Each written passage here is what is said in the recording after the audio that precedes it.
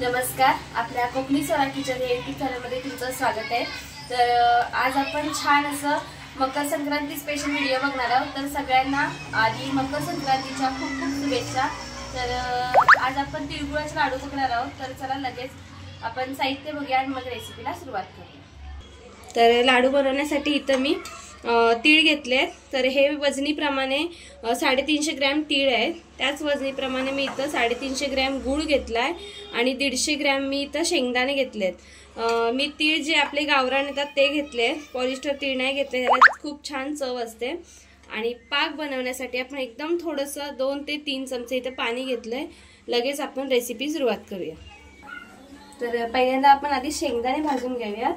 तर चांगली कढई गरम झाली आहे, शेंगदाणे घातलेत मी आणि शेंगदाणे आपल्याला छान असे लो टू मीडियम मध्ये साल तडकेपर्यंत आणि त्याला हलका डाग येईपर्यंत छान असे भाजून घ्यायचे व्यवस्थित।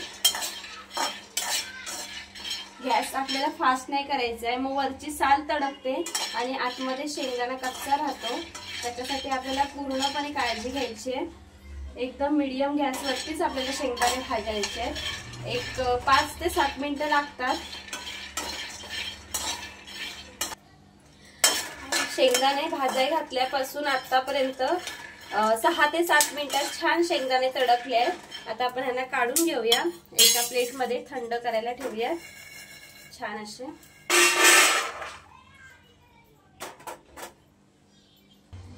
त्याच कढईमध्ये आता आपण तीळ भाजून घ्यायचे। तीळ कढई गरम आहे त्याच्यामुळे तीळ लगेच भाजले जातात।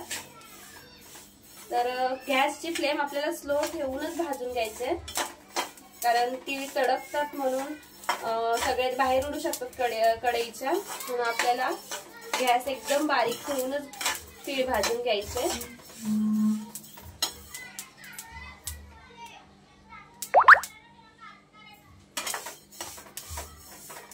एक 2 ते 3 मिनिटं छान असे आपल्याला तीळ भाजून घ्यायचे।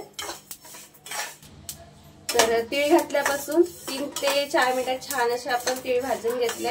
आता तीळ सुद्धा आपण काढून घेऊया।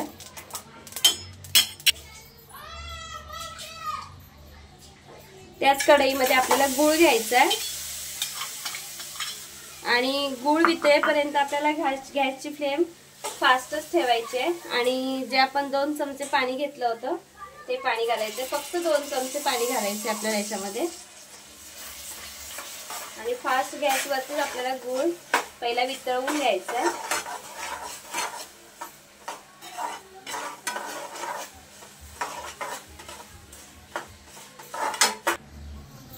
तर छान असा गूळ वितळलाय। आता आपल्याला याचा पाक बनवायचा आहे। तर आपल्याला एकदम कडक सुद्धा नाही पाक बनवायचा आहे आणि एकदम सॉफ्ट सुद्धा नाही। तुम्हाला दाखवणार आहे मी कसा पाक बनवायचा आहे ते। तर शेंगदाणे सुद्धा थंड झाले, तर आपण पाक बनवता बनवता शेंगदाणे बारीक करून घेणार। साल काढायचे आणि शेंगदाणे आपल्याला खलबत्त्यामध्ये जाडसर असे वाटून घ्यायचे। तर पाक बनवता बनवता आपण शेंगदाणे सुद्धा बारीक करून घेणार आहोत। तर छान असे आपण साल काढून घेतले शेंगदाण्याची आणि आपल्याला थोडं जाडसरच शेंगदाणे वाटून घ्यायचे। मी खलबत्त्यामध्ये घेते, तुम्ही जर मिक्सरमध्ये लावत असाल तर चालू बंद करून तुम्ही करू शकता। तर मी थोडेसे मिक्सरमध्ये एकदम बारीक पण नाही, जाड सुद्धा नाही, खाताना ते दाताखाली आले पाहिजे असे करून घ्यायचे आपल्याला। तर बघा, आपण गूळ शिजायला ठेवल्यापासून 5 ते 6 मिनिटात छान असा पाक रेडी झालाय आपला। तर पाक रेडी झालाय हे कसं ओळखायचं, तर एका प्लेटमध्ये मी पाणी घेतलंय आणि त्या प्लेटमध्ये आपल्याला ह्याच्यात थोडासा गुळाचा पाक टाकायचा आहे आणि गरम आहे, हलगत तलगत हाताने आपल्याला असं याची गोळी करायची आहे।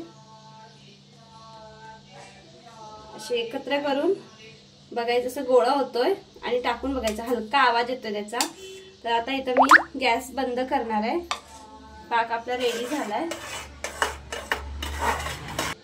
तर परत एकदा मी गॅसची फ्लेम चालू केली आहे आणि लगेचच आपण त्याच्यामध्ये तीळ आणि आता इथं मात्र आपल्याला सगळं फास्ट करायचंय आणि शेंगदाणे जाडसर वाटून घेतले ते घालायचे, छान असं मिक्स करायचे।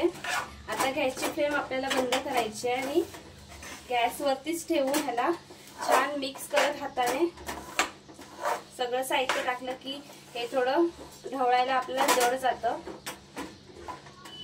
तर छान असं मिक्स करून घ्यायचंय.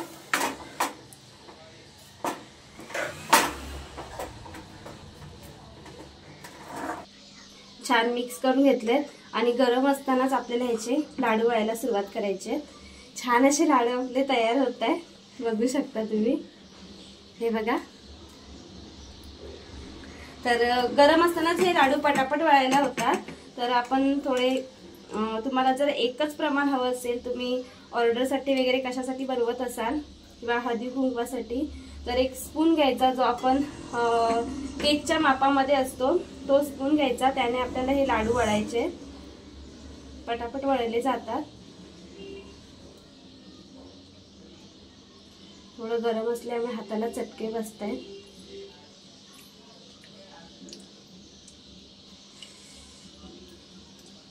आणि पटपट पटपट हे सगळे लाडू आपल्याला वळून घ्यायचे. तर बघा छान असे आपले लाडू रेडी झाले आहेत आणि एकदम खुसखुशीत झाले आहेत. तर तुम्हाला आजचा आपला हा तिळाच्या लाडवाचा व्हिडिओ कसा वाटला हे नक्की कमेंट मध्ये सांगा. व्हिडिओ आवडल्यास लाईक करा, शेअर करा, चॅनलला सबस्क्राईब करा, बेल आयकॉन दाबायला विसरू नका. आणि सगळ्यांना परत एकदा मकर संक्रांतीच्या खूप खूप शुभेच्छा. तर थँक्यू.